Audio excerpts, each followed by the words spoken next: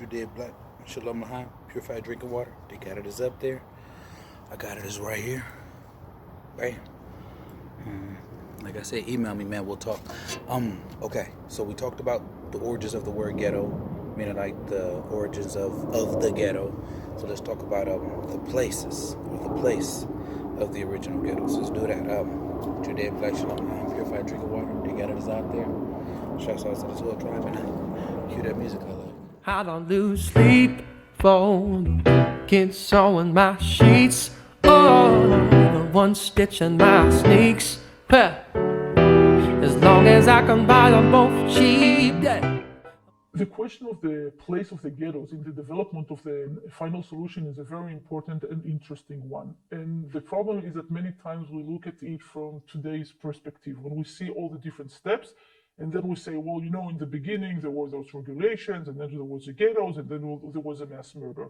But we have to understand that this is something that we see and know today.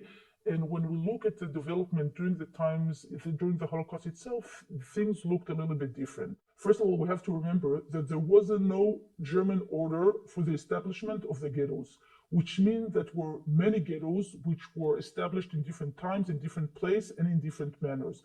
And we can find places in which the ghetto was established at the end of 1939, and other places in Poland. I'm not talking about Hungary or Romania, in which ghettos were established even in 1944, but within occupied Poland, in territories that were occupied in 1939, in which the ghetto was established only in 1941 or even in 1943. So we have here many different kinds of ghettos. And understanding their place in the final solution is quite complicated. When we look today at those processes and those ghettos which were established, we can say, well, this was just one step toward the final solution. We have the concentration of the Jews here, separating them from the other population. And this was just one step toward the mass murder of them in different sites. Now, but things were much more complicated because when the ghetto were established, nobody talked about the mass murder yet. So nobody knew what will those final goals will be in the future. And one of the important things that we have to remember is that, first of all, the ghettos were a means of separation of the Jews from the population, from the local population, from the Polish population in the case of Poland. Which means economic connections, social connection, and many other things. And in some places, there is a ghetto established with walls or with fence or anything else. And in other places, there are only signs or regulations that provide Jews from going to the streets in this or that hour. But one of the important impact of the establishment of the ghetto was the fact that so much property of the Jews were taken through this process of ghettoization.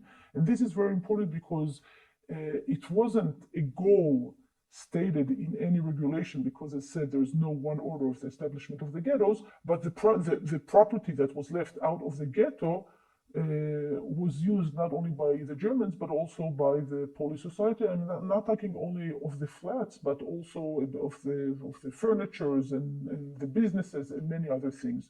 And it is a tool that was used for discriminating the Jews and separating them in this unequal victimhood that we mentioned, as well as in a way of controlling what happened with those Jews in a very concentrated way. So when we look from today, from a historical perspective, we can say that it was one important stage within the development of the final solution.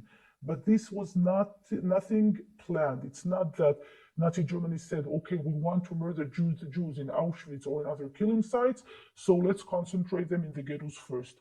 First of all, the ghettos were established in a mean of separation of the Jews, controlling them, and it brought many benefits, economical and other, to the Germans as well as sometimes to the local population.